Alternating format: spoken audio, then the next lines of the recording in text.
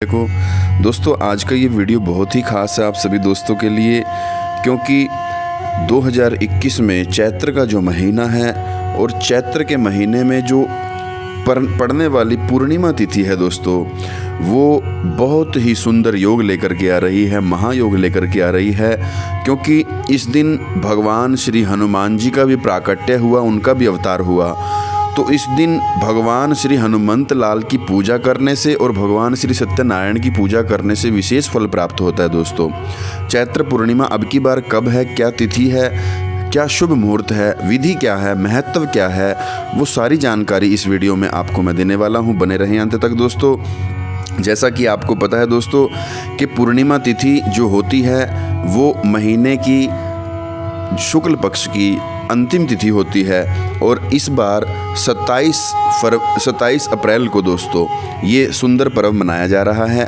27 अप्रैल 2021 में भगवान श्री हनुमंत लाल जी का भी प्राकट्य हुआ है। इसी दिन पूर्णिमा को शुक्ल चैत्र मास की शुक्ल पक्ष की पूर्णिमा तिथि को हनुमान जी भी प्रकट हुए हैं दोस्तों। और ये इसलिए भी विशेष है क्योंकि ये पूर्णिमा जो है, इस दिन भगवान श्री विष्णु के स्वरूप श्री सत्यनारायण भगवान की पूजा विधि विधान से करने का बड़ा महत्व है। और इसकी अगर मैं मुहूर्त की बात करूं, शुभ मुहूर्त की बात करूं दोस्तों, तो चैत्र पूर्णिमा जो है वो 27 अप्रैल को 2021 में दिन मंगलवार को है, और पूर्णिमा तिथि का जो प्रारंभ हो रहा है वो 26 अप्रैल को हो रहा है दोस्तों, दोपहर 12:44 से। और पूर्णिमा तिथि जो समाप्त होने वाली है 27 अप्रैल को मंगलवार को सुबह 9:01 तक ये चलने वाली है दोस्तों। ये शुभ मुहूर्त मैंने आपसे कहा। अब चैत्र पूर्णिमा की जो पूजा विधि है, व्रत विधि है, वो मैं आपसे कहता हूँ। चैत्र पूर्णिमा के दिन सुबह स्नान से पहले व्रत का संकल्प लें और वरुण देव को नमन कर, वंदन कर, उन्हें प्रणाम करने के बाद पवित्र नदी में, पवित्र कुंड में स्नान करें, या घर पे भी आप नहाने के पानी में गंगा जल मिला करके शुद्ध स्नान करें। उसके बाद श्री सूर्य देव के मंत्रों का जाप करें और सूर्य को अर्घ दें, अर्घ प्रदान करें। स्नान आदि से निवृत्त होकर के भगवान मधुसूदन श्री सत्यनारायण भगवान का पूजन करें, उनको भोग नैवेद्य अर्पित करें। अंत में गरीबों को दक्षिणा दे करके, ब्राह्मणों को दक्षिणा दे करके, दान दे करके इस व्रत का विधि पूर्वक पूजन कर व्रत का आप संकल्प लेते हुए चैत्र पूर्णिमा को आप इस व्रत को करें दोस्तों। इसका महत्व इतना इसलिए हो जाता है क्योंकि हिंदू पंचांग के मुताबिक हिंदू नववर्ष की पहली पूर्णिमा तिथि को चैत्र पूर्णिमा कहते हैं दोस्तों। इस दिन भगवान श्री विष्णु की पूजा भक्त इसलिए करते हैं कि उनके जीवन में सुख आए, धन मिले, वैभव की प्राप्ति हो। चैत्र पूर्णिमा के दिन भगवान विष्णु के स्वरूप श्री सत्यनारायण भगवान की पूजा की जाती है दोस्तों। और इस दिन भगवान श्री सत्यनारायण को प्रसाद जो बनाया जाता है वो कसार का प्रसाद बनाया जाता है। आटे को भून कर उसमें केले की फली मिला करके वो प्रसाद बनाया जाता है, कसार उसे बोलते हैं दोस्तों।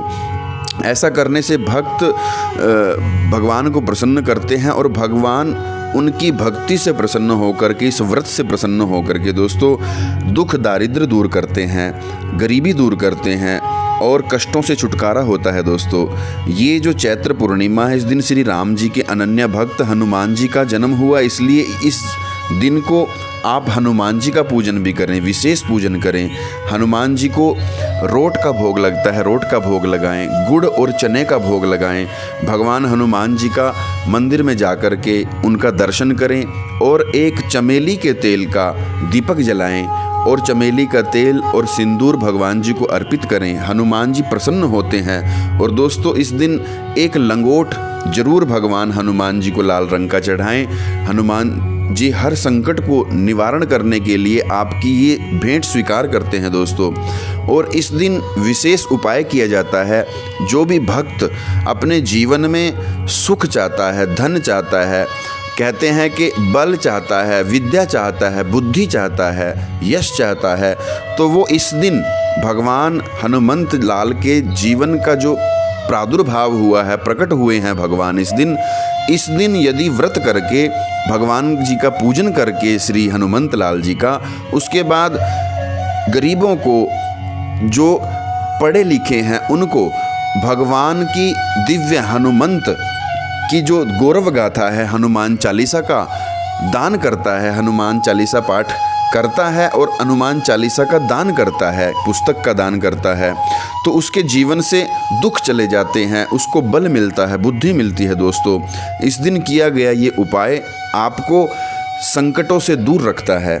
आप इस उपाय को करें और श्री सत्यनारायण भगवान जी का पूजन किया जाता है। दोस्तों, इस दिन व्रत किया जाता है, पिता माता का आशीर्वाद लिया जाता है। तुलसी पूजन करना इस दिन बहुत शुभ माना गया है। इस दिन तुलसी का पूजन करें, दीपक जलाएं घी का और तुलसी की परिक्रमा करें।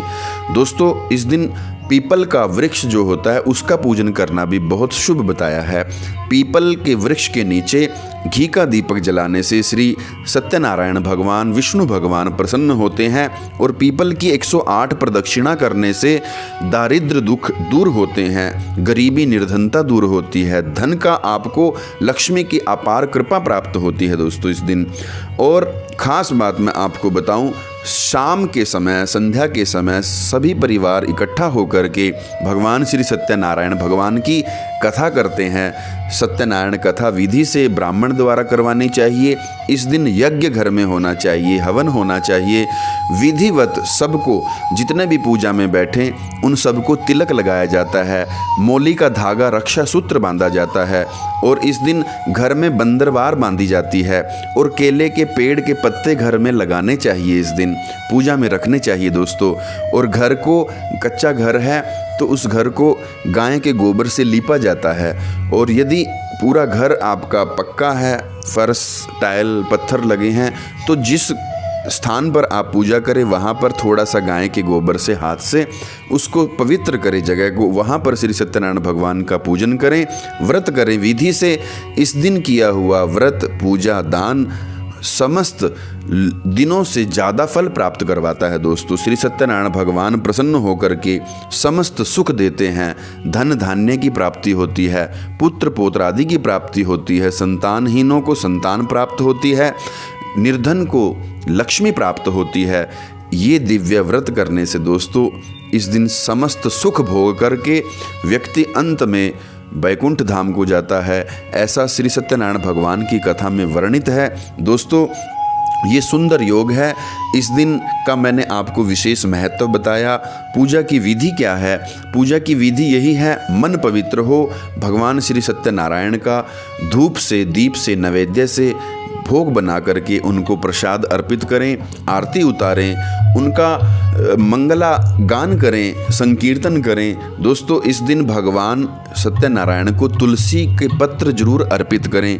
पंचामृत बना करके, पंचामृत में तुलसी डाल करके सभी परिवार वालों को वितरित करें और पंचामृत जो भोग है पंचामृत का वो सबको बांटें, उसके बाद आप ग्रहण करें। भगवान श्री सत्यनारायण को भी भोग लगता है। इस प्रकार से आज आप परिवार के साथ मिलकर के सत्यनारायण भगवान की पूजा करने से मोक्ष के अधिकारी हो जाते हैं, वैकुंठ धाम के अधिकारी हो जाते हैं। आशा करता हूँ दोस्तों ये सूक्ष्म सी जानकारी इस आने वाली चैत्र पूर्णिमा पर जो आप ये इसके माध्यम से करें तो निश्चित ही आपको शुभ फल प्राप्त होगा। आप अंत तक बने रहें। आपका धन्यवाद।